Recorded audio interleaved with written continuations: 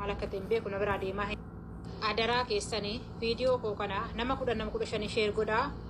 Akkasuma immoo koppiliinkii boorofaalii kiyyaa haga isinii danda'ame si'a 10 koppiliinkii naa godhaa. Viidiyoo malakatiin beeku na biraa deemaa hin jiru.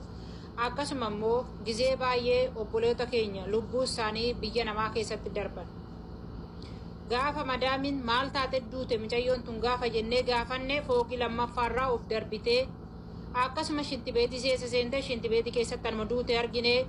Akkasuma immoo bishaan keessatti bishaan alatti daa'imni illee keessatti taphattee akka barbaaddutti nu namni gurguddaan kun keessatti kufnee achumatti haftee jette. Kuni sababa yaa obboloota kun. Viidiyoo kiyya kana rabbii keessa sodaadhaa share koppiliink reposti godha. Obboleettiin keenya kun akkana jettee dabarfatte. Mana san keessatti nyaatan hojjedhaa jette. Garuu mindaa ji'a ja'a har'a boru dhuma jedhanu na dhorkatanii jette. Gaafa kaan ittaan wakkasee gaafan dadhabu ani hojii hin hojjedhu jedhee kifilee kiyyatti galee balbala cufadhee jette. Gaafa maalii kootu nyaata nu hojjedhu gaafa naan jedhan hin hojjettu immoo nyaata asitti ilaalu. Koo nyaata nu hojjedhannaan ani hin hojjedhu amma mindaa kiyya naa kennitannaan lakkoon qabu baabaan deemee mindaa keessii fidaa jira birrii keessii fidaa jira kootu hojjedhetteet an ammas dide jette. Gaafa kana muuzii fiddee dhufte jette. Muuzii garuu mana san keessatti guyyaa tokko guncifadhee nyaadheen beeku jette. Muuzii fiddee dhufteet muuzii kana hodhu nyaadhu naan jettee naa kennitee na biraa deemteetti. Gaafa muuzii kana laalu muuziin kun marfeedhaan cakacakamee jira. Achuma muuzii kana keessi kun wanta tokko keessi nana jenne keessi kiyyo waan nana jenyeef hin nyaanne achuma nommaddii kaa'etti. Amma daqiiqaa muraasa ture muuziin kun bifa jijjiirrate jette. Ammas dhuftee balbala narratti rukuttee inte koo'is walla inte miihaa naan jette. Laa ana koo'is hin jedhen jette. Gaafa qoshaashaa deemtee dhattee laaltu qoshaashaa bantee qolli muuzii eessaree jetteen. Qola muuzii san daddafee tanan kolqoqee raawwadhee niitiin tunnatti deddeebite jedhee muuzii san kuncisee qola isaa qoshaashaa keessatti gatee muuzii kana immoo tiraasii kiyya jala godhe jette. Argaa waan isaan gochaa jiran. Ijoollee keenya birrii isaaniitti jedhanitti ijoollee keenya guddaa jiran. Afaan damma dibatanii birrii isaaniitti jecha ijoollee keenya fixaa jiran. Ijoolleen keenya takkitti isaanii kan biyya namaatti du'aa jiran warra harabootaatti ajjeesatti jira. Dhugaa rabbii isiniin jedhu. Har'a obboleettiin keenya kun odoo kifilii seentee achumatti isa nyaattee haftee raattee duutee intalli warra balu maal taate duute ashuraansiin illee yookiin immoo poolisiin gaafa kaasu dhuga kifilii isheetti duutu san arga. Namni reeffa intala tanaa marammaru hin jiru.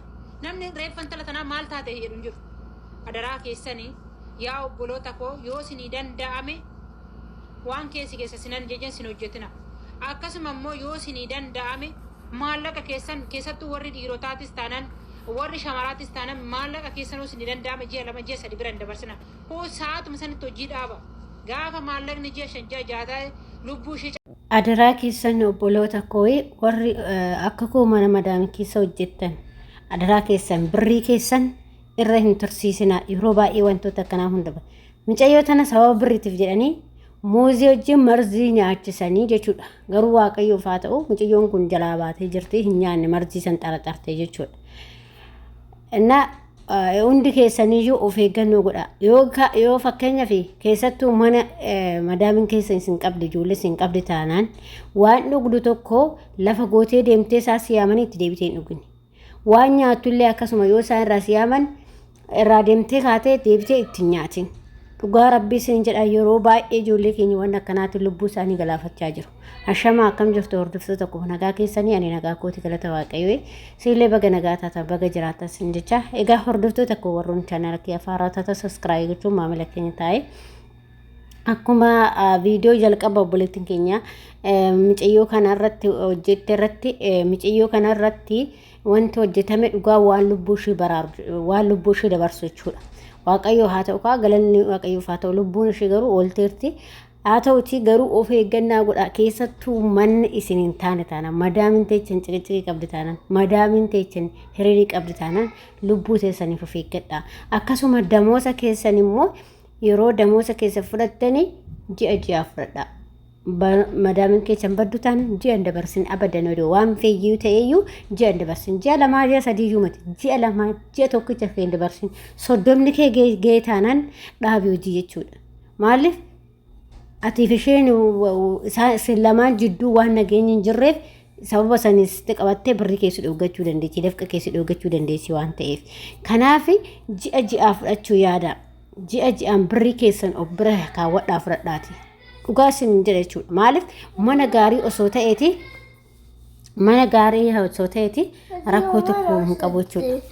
Mana gaarii odoo ta'e rakkoon qabu waggaa tokkollee yoo ta'e manni gaariin rakkoo takka hin qabu jechuudha. Garuu mana badaa akkasuma mana caqcaqaa taanaan isaanii lubbuu ta'eetirra birrii jaalatu jechuudha. Dhugaa isin jedha. Araboonni sirriitti birrii jaalatte jechuudha. Garuu hundaa miti ijoollee hunda jechuu hin danda'amu. Maaliif anu fi kootirraa waan hin argeef jechuudha. Dhugaa dubbachuu fi video le isini hojjedheetin ture ammallee YouTube kanarratti miti kan hojjedhe YouTube kanarratti hojjedhe ture video dhan YouTube kanarratti illee isini hojjedhe jechuudha. Ijoolleen fakkeenya isin nabeetta illee achiin nambeen illee jirta waan ta'eef isini hojjedhe jechuudha. Waan isaa jechuudha. Dhugaa rabbi namni gaarii fi badaatu jira. Kanaaf warri kee badaa taanaan ji'a fudhadhu. Warri gaarii taanaan osoo hanga fe'eetu irra keewwattee sii kennama waan kee jechuudha. Akkasuma warri kee kabajaa qabaatan nama waaqayyo sodaatu akkasuma immoo nama kabaju ta'e taanaan si jaalatan taanaan rakkoon qabu sii kennu. Garuu arabni takka immoo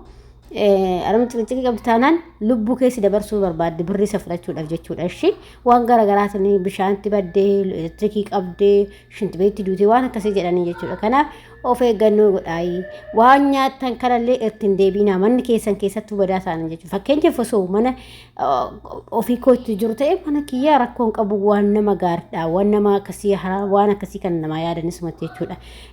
Nyaattee itti deebitee irraa giftee isaanis akkasuma garuu kan takka kan madaami badduu ila lubbuu keessa galaafachuudhaaf bakka isin keessattuu madaami keessan jidduu rakkina jira taanaan waan nyaattu abadan ijoollee obboleewwan koo jechuudha. Madaami keessan jidduu rakkina jira taanaan waan nyaattu san jechuudha itti deebitee nyaatin gannaqi malee itti deebitee nyaatin irraa siyaamnan takkitti dhiyeeffattee irraa siyaamnan itti deebitee nyaatin jechuudha.